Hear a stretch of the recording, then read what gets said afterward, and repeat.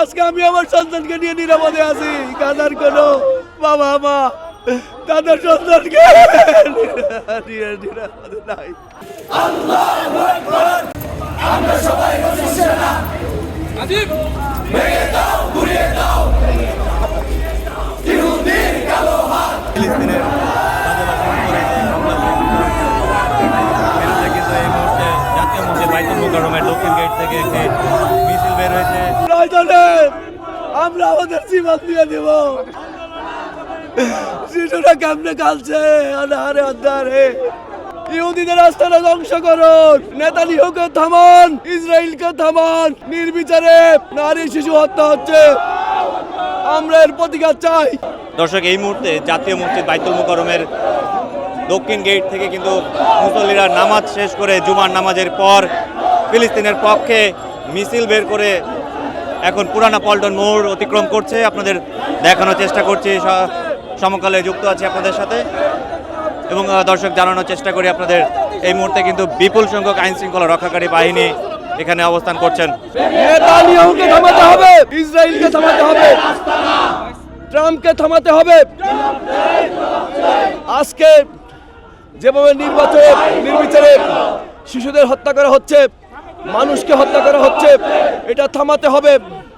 না হলে সারা বিশ্বের মুসলিম, সারা বিশ্বের বিবেকবান মানুষ, মানবতাবাদী মানুষ নিজেদের জীবন দিয়ে, প্রয়োজনে আত্মহত্যা দিয়ে এই ইসরায়েলকে, এই ইহুদিদের আস্তানাকে ধ্বংস করে দেবে।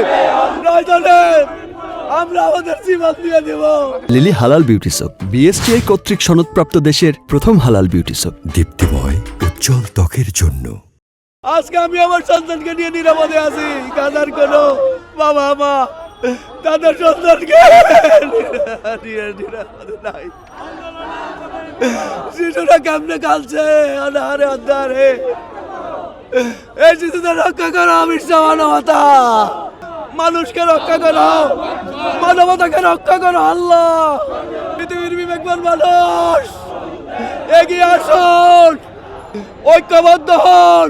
ইহুদিদের আস্তানা ধ্বংস করুন, নেতানিয়াহুকে থামান, ইসরায়েলকে থামান। নির্বিচারে নারী শিশু হত্যা হচ্ছে, আমরা এর প্রতিকার চাই।